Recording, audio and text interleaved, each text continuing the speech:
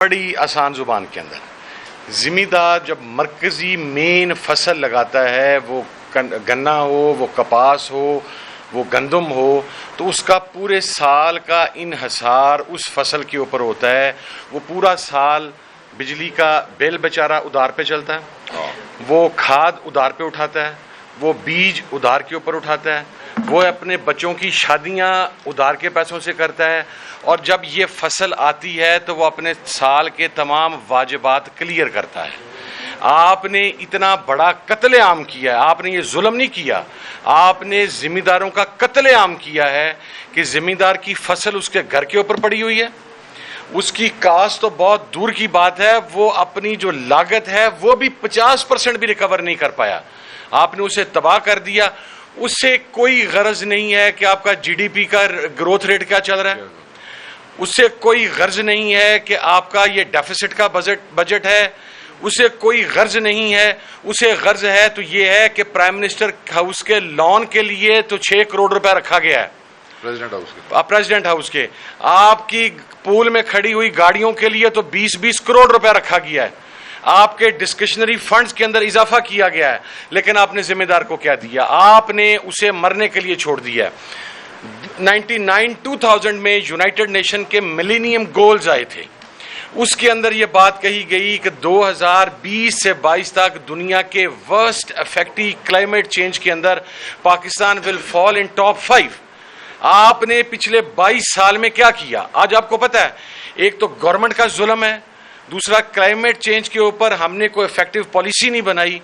गर्मी की शिद्दत की वजह से, बेवकत की बारिश की वजह से, ज़ालाबारी की वजह से किसान हर तरफ से पिट रहा है। आज अगर किसी इलाके के अंदर कोई जिम्मेदार, मेरा ताल्लुक फैसलाबाद से है, मेरे एरिया में अगर कोई बंदा 50 मन कनक निकाल लेता ना फी एकड़, तो 10 गांव तक धूम जाती है, उसकी ढोल बजता है कि इस बंदे ने 50 मन कनक उठाई है 1 एकड़ से। इंडियन आप पंजाब में जाकर देखें, वहां पर 125 मन 150 मन फी एकड़ पे गंदम की एवरेज चलेगी। क्यों? हमने बीज के ऊपर सर्च नहीं की, हम अपना बीज मार्केट के अंदर नहीं लेके आए। आपकी डीएपी शॉर्ट है, और वो भी शॉर्ट अभी 13-14 हज़ार नहीं, 18-19 हज़ार तक चली गई है। आपकी फसल उठाने वाला कोई नहीं। मैं ये समझता हूं ये कत्लेआम है पाकिस्तान के किसान का, पाकिस्तान के जिम्मेदार का, जो पाकिस्तान की इकोनॉमी के अंदर एक रीढ़ की हड्डी रखता है। और जैसा शेख साहब ने कहा, सबसे अलार्मिंग साइन ये है कि आपका जिम्मेदार अपनी इनकम के लिए, जरिया मुआश के लिए कोई और जरिया तलाश करना शुरू हो गया है। सो दैट स्टैंड्स कि वो तबका फिक्र, वो तबका जिसके ऊपर आपका इन्हसार था, वो अब आपको रुलाएगा।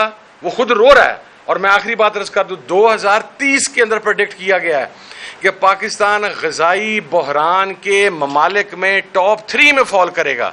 हम तो 2030 भी नहीं देख रहे।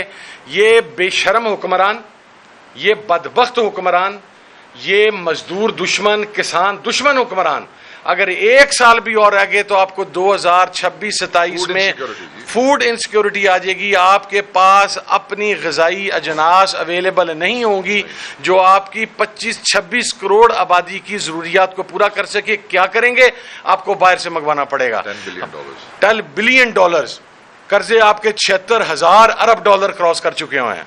और कहां पर आप खड़े हैं? इसलिए मैं ये समझता हूं कि एक तो पाकिस्तान तहरीक इंसाफ ने, and my special appreciation to Sheikh Waqas साहब, जिस तरीके से इन्होंने किसान विंग के ऊपर काम किया है, जिस तरीके से हमारे तमाम लोग बाहर आए हैं, ये मेरा ख्याल है कि अब हमें मुत्तहिद होकर सियासत को बालाए ताक रखते हुए लोगों को 2 वक़्त का रिज़्क़ पहुंचाने के लिए और उनकी रोटी बचाने के लिए हमें सड़कों के ऊपर आना पड़ेगा।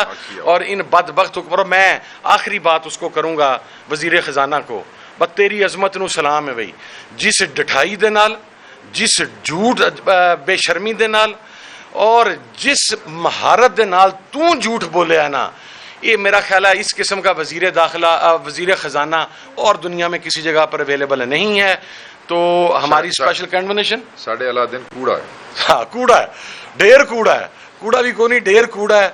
यानी आप वो कुछ बयान करते गए हैं जिसका हकीकत के साथ कोई ताल्लुक नहीं है। लेकिन वो दिन आएगा इंशाअल्लाह जब ये तमाम चीज़ें तब्दील होंगी और इंशाअल्लाह तब्दीली की बुनियाद होगी। बहुत शुक्रिया जी, thank you sir. Any questions?